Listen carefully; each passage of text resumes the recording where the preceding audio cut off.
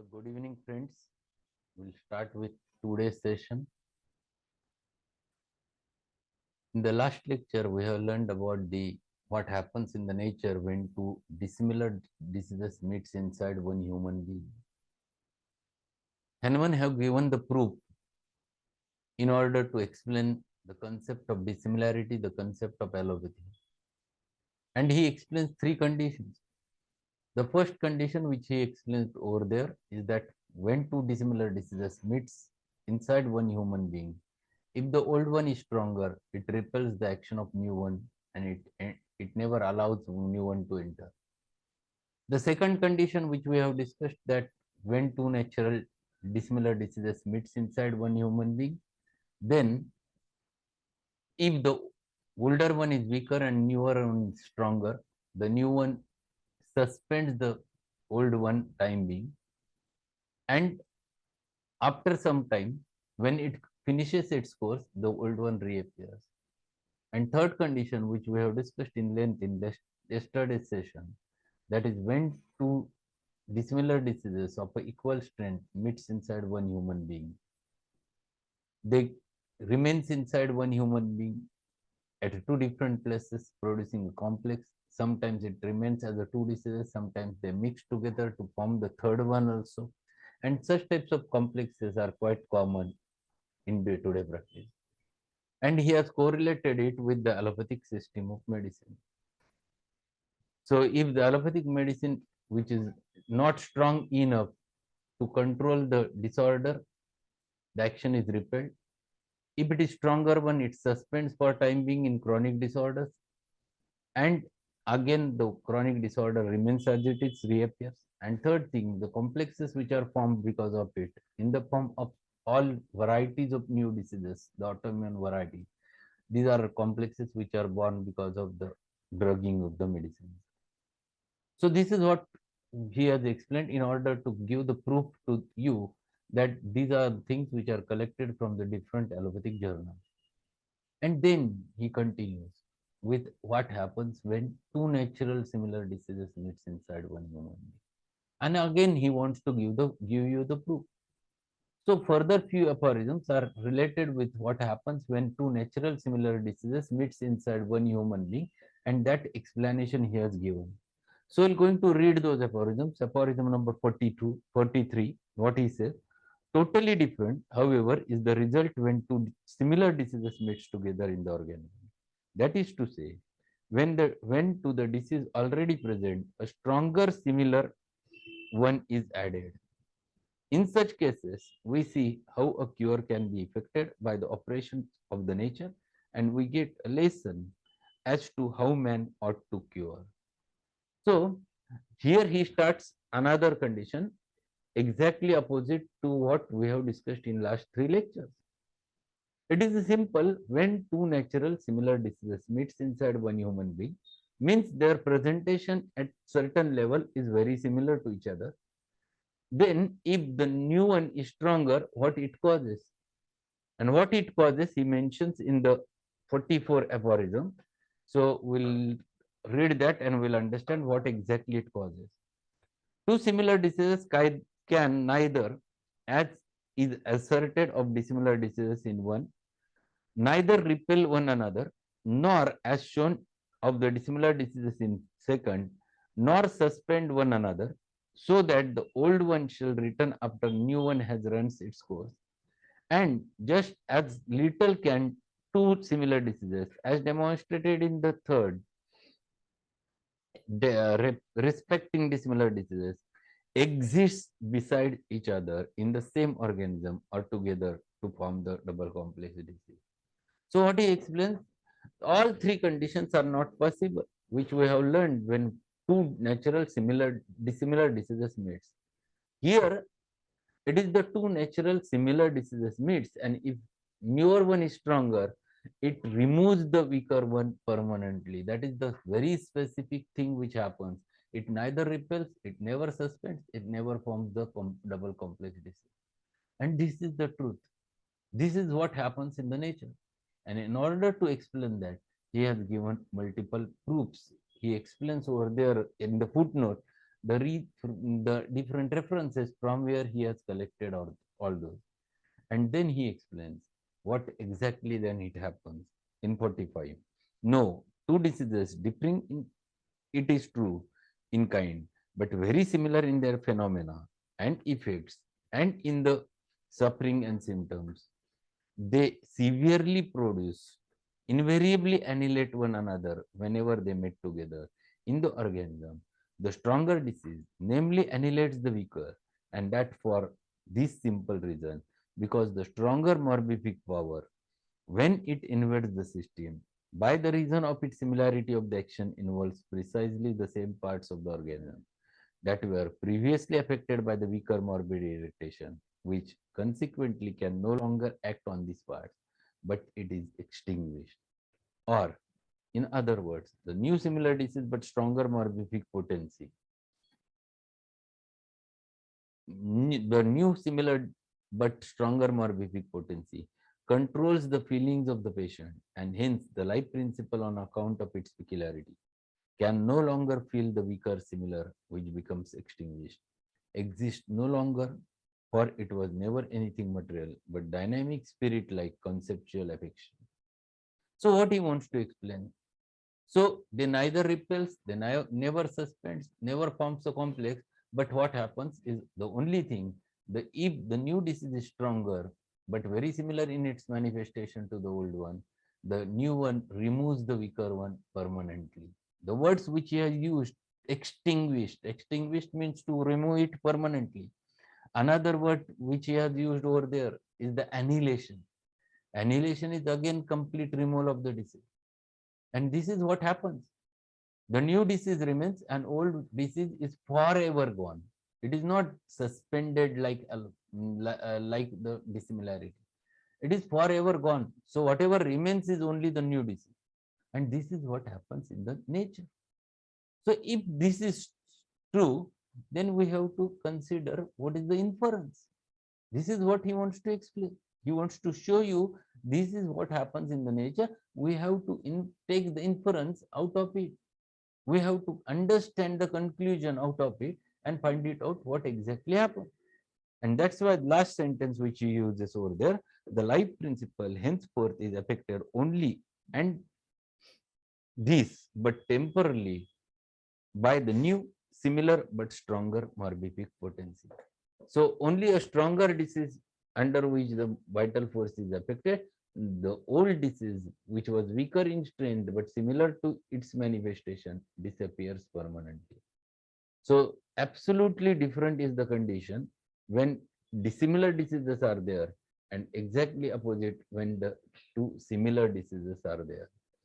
So if this happens in the nature, we have to understand very clearly that what we have to use, whether to use the dissimilar thought or dissimilar, or whether to use the similar principles. And then there is in the footnote, what he says, there is a footnote. Just as the image of lamp's flame is rapidly overpowered and effaced from our retina by the stronger sunbeam impinging on the eye. So this is what happens. This is a common example of this nature's law. Whenever sun arouses, the effect of the tube light disappears because the stronger light always removes the weaker one permanently. And this is the some explanation example which he has mentioned over there. And now, in order to explain this principle, this thought, he gives multiple examples collected from many journals. So next aphorism, just will read and understand the examples. When it is a big aphorism, but we have to just read the different examples which he has given as a proof to explain how this principle is a true and happens in the nature. 46 aphorism. Many examples might be adduced. Adduced means एखाद्या गोष्टीचा पुरावा म्हणून सादर करता येण्याजोगी गोष्ट. Adduced. Many examples might be adduced of diseases which, in the course of nature, have been homeopathically cured by other diseases presenting similar symptoms, were it not necessary, as our object is to speak about something determinate. Determinate means निश्चित स्वरूपाचा, fixed, इंडिबेटेबल म्हणजे निसंशयपणे. To confine म्हणजे अडकून खिळून राहणे. To confine our attention solely to those few diseases which are invariably the same, arise from the fixed miasm, and hence merit a distinct name. So when you find it in the nature, there are very few diseases where there is some similarity between the symptoms. And if you find it out what happens when such similar diseases meets inside one human being, then you will understand what I want to say. This is what Hahnemann said. So he starts with examples. Among these, the smallpox, so dreaded on account of great number of its serious symptoms, occupies a prominent position, and it has removed and cured number of maladies with similar symptoms.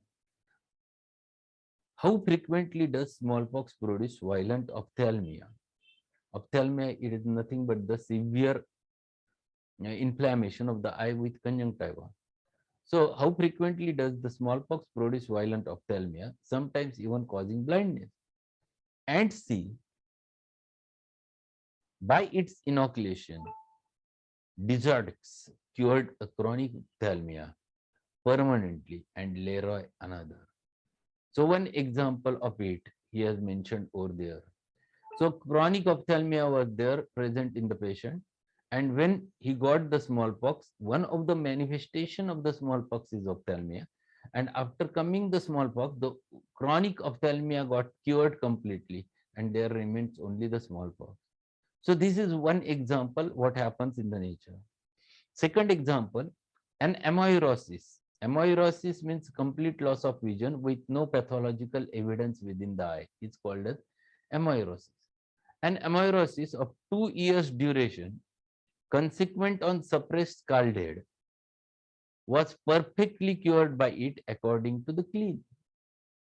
So what is scalded? Scalded is nothing but the cutaneous. This is marked by the scab formations on the head. See, this is what he wants to explain over there, that it has one of the manifestations similar to it, and that is the blindness. And that disappeared under the action of this new disease because the manifestation at eye level was very similar. And these are the examples which are at the footnote there. He has mentioned different from where he has collected all those proofs. How often does smallpox cause deafness and dyspnea? And both these chronic diseases, it removed on reaching its acme. Acme, as J. Francis Claus observed, acme means the time of greatest intensity of a symptom is called as the acme, S-E-M-E, acme. So smallpox, like it has ophthalmia, one of the indication. Another indication is that it produces deafness as well as dyspnea. And if the patient is suffering from the dyspnea, after coming the smallpox, the dyspnea disappeared completely and there remained smallpox. Or if the patient was suffering from the chronic deafness and smallpox arises, and one of the manifestation of smallpox is deafness, it removes that chronic deafness present in the patient. Swelling of the testicle, even of a very severe character, is a frequent symptom of smallpox, and on this account, it was enabled, as Klein observed, to cure by virtue of similarity a large heart swelling of the left testicle consequent on the bruise. And another observer saw similar swelling of testicle cured by it. So one more example of the similarity. One of the manifestation of smallpox was induration of the testicle, and patient suffering from the induration of testicle was covered when the smallpox entered in his body. Among the troublesome symptoms of smallpox is the dysenteric state of the bowel, and it subdued, as Francis Wendt observed, a case of dysentery as a similar morbific agent.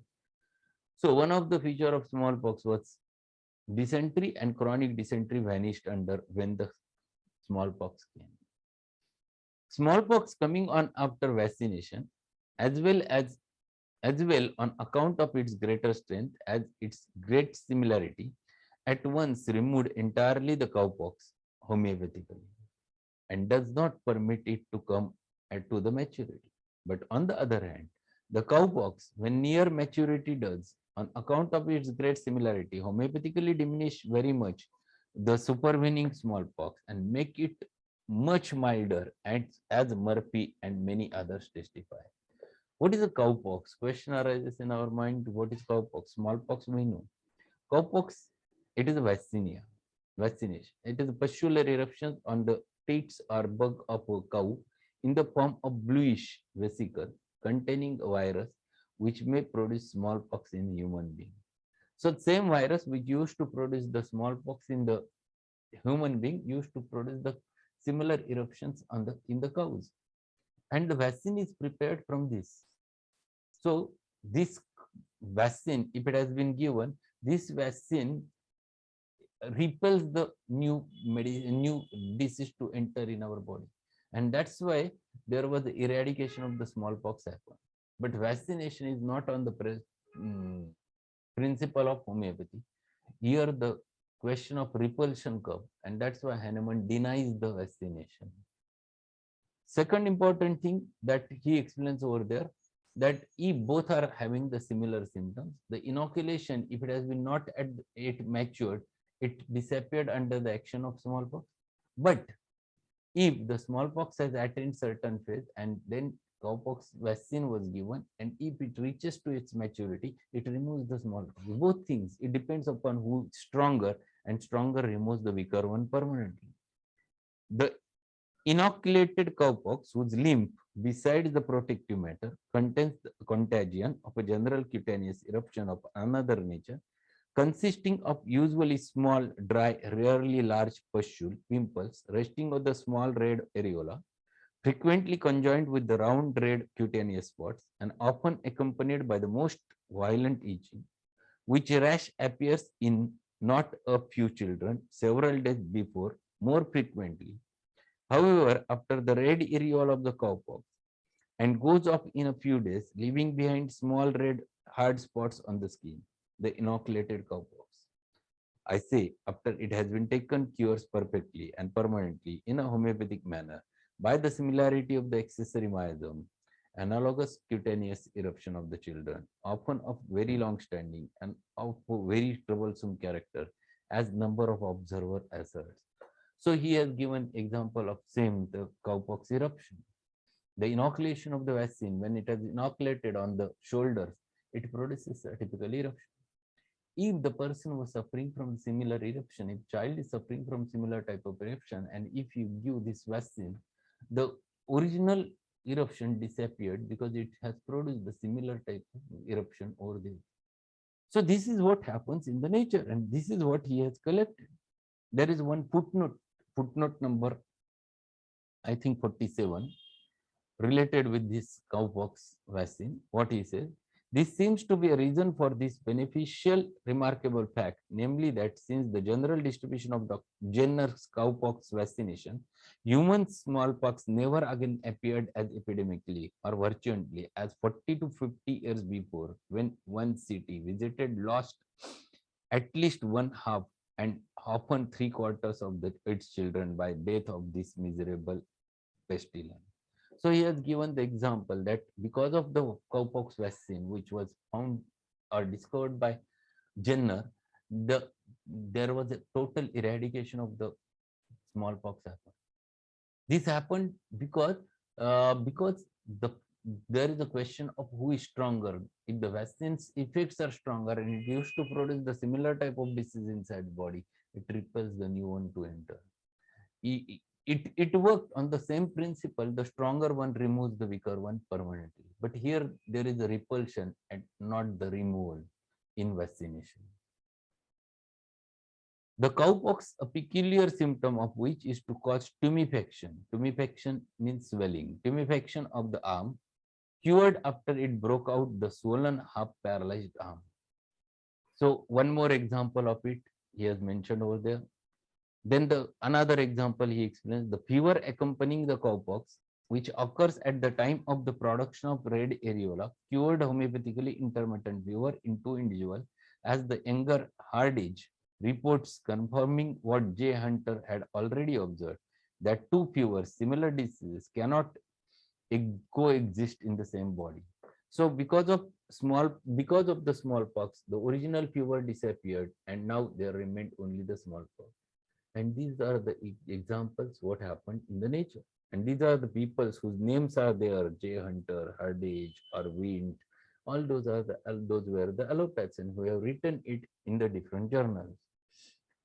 The measles beats a strong resemblance in the character of its fever and cough to the whooping cough. Hence, it was that Bosquillian noticed in an epidemic where both these affections prevailed, that the many children who then took the measles remained free from the whooping cough. They would have all been protected from and rendered incapable of being infected by the whooping cough.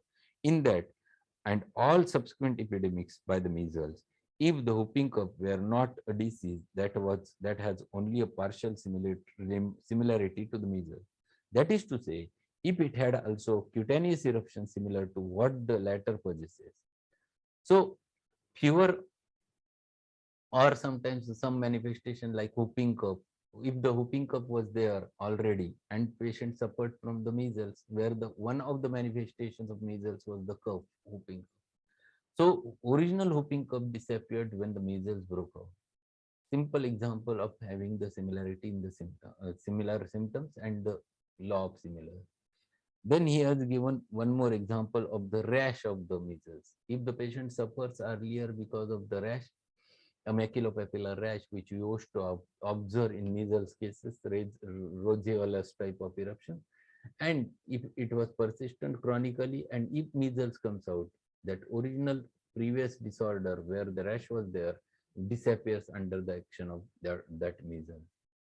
See, these are the things, these are the examples which gives you confidence. Yes, there is a principle, the law of similars works. As it is, however, the measles can but preserve a large number of whooping cough, and that only in the epidemics prevailing at that time. If, however, measles come in contact with a disease resembling in its chief symptom, the eruption it can indisputably remove and effect a homeopathic cure of the latter. Thus, a chronic herpetic eruption was entirely and permanently homeopathically cured by breaking out of the measles, as Cortum observed. An excessively burning miliary rash on the face, neck, arms that had lasted 6 years and was aggravated by every change of weather, on the invasion of measles, assumed the form of a swelling of the surface of the skin. After the measles had run its course, the exanthema was cured and returned no more. So, another few examples he tried to explain over there, that the diseases where the resemblance of the manifestations are there, it removes under the action of new disease. So if there are few manifestations which are close to each other, those manifestations disappears because of the stronger disease. And all those examples are the examples which are collected from the either from the Upland journal, either from the different German journals, allopathic journals, and those were the proofs he has explained in order to show the importance of law of similar. See, earlier he has given the proofs what happens when two natural dissimilar diseases meets inside the one human being. And now he is giving the proofs what happens when two natural similar diseases meets inside one human. And then after going through those all the things, the three conditions of dissimilarity and the one condition that happens in the similarity, one has to understand what inference they can take. The only inference which we can draw from it is that when you use the dissimilarity in the management, it never cures, it either repels the action of medicine, it either suspends the original disease, or either it forms the complex disease. But when you use the law of similars as the principle, which is you have inferred from this condition, then you can see only one thing: the nature's law of cure, that is the weaker dynamic affection is permanently extinguished in the living organism by a stronger one if latter is very similar to former in its manifestation. See, these are the things which he wants to explain. And Hahnemann was the person who never wants to tell anything just what he wants to say. He always tried his level best to give you exact illustration, exact proofs to tell you what happens in the nature. And with the help of those proofs, he tried to explain the nature's law of cure over here. So we have finished up to the aphorism number 46, and 47 we can finish today. Nothing could teach the physician in a plainer or more convincing manner than the above what kind of artificial morbific agent, that is medicine, he ought to choose in order to cure in a sure, rapid, permanent manner, comfortably with the process that takes place in the nature. So this is nothing but the inference which we have learned. So what happens in the nature, with the help of that, we can come to the same conclusion that law of similars is the only thing with which we can achieve the desired cure. So this is a very clear inference, conclusion, which we can get over there with the help of those examples. So we'll stop over here regarding those conditions. Tomorrow we'll continue with the rest of the aphorisms. Now learning those aphorisms is quite simple because already our base is clear, and whatever we have to learn over there is just understanding what he wants to explain over there. So that's all for today's session. Any query, any questions are there, we can have a chat. 8 minutes are there with us. There was someone who wants to, who was having some queries in the mind in yesterday's session. Any query?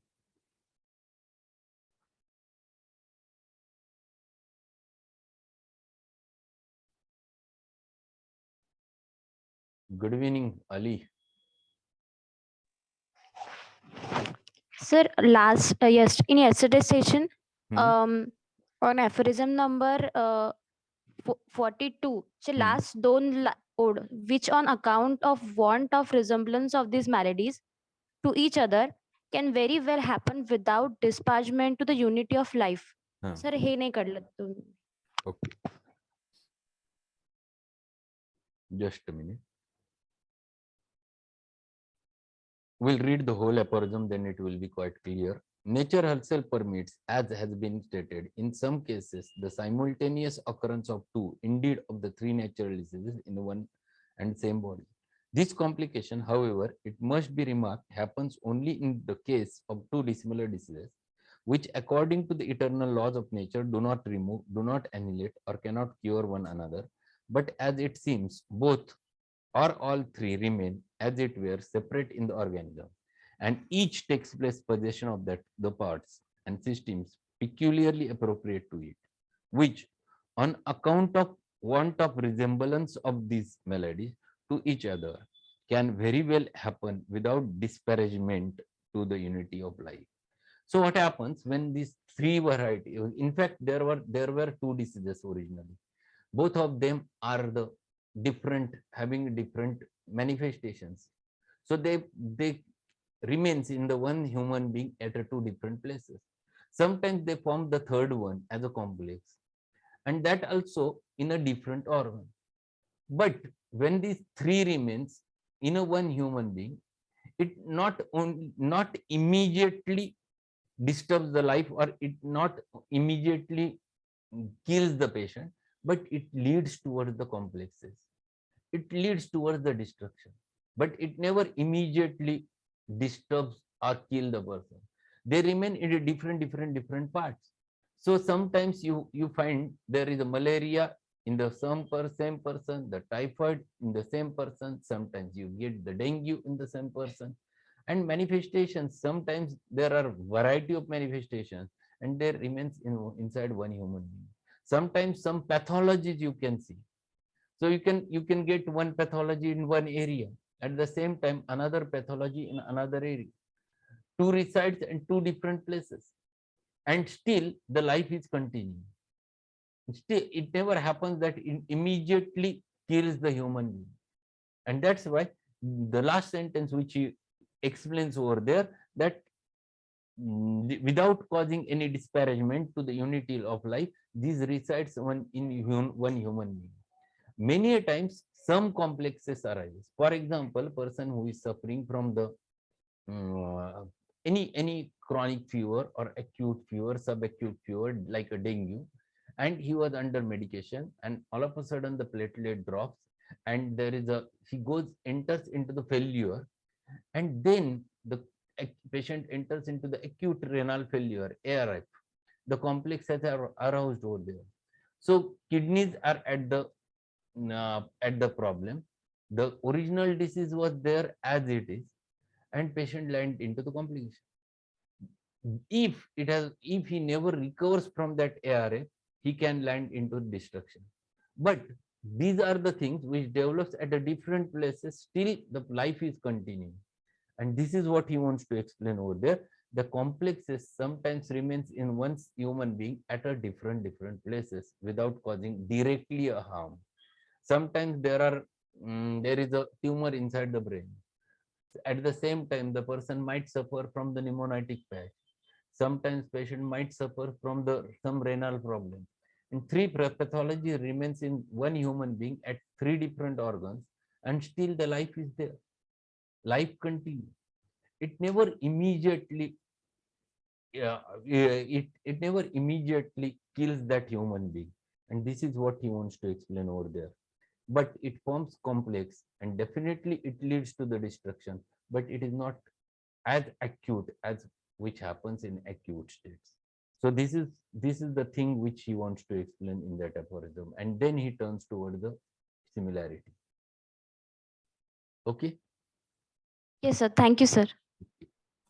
Any other query? Otherwise, we'll stop.